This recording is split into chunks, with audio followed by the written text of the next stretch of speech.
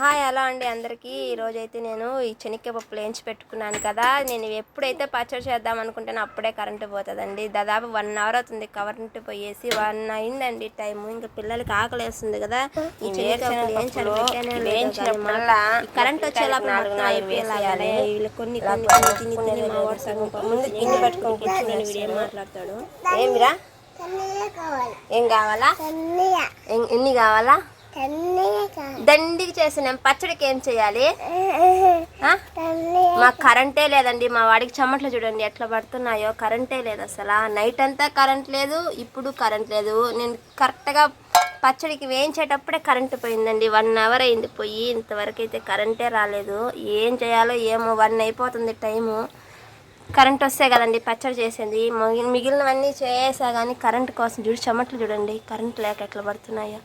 అబ్బా గొంతు కూడా అయితే చూస్తున్నాడు మా వాడు.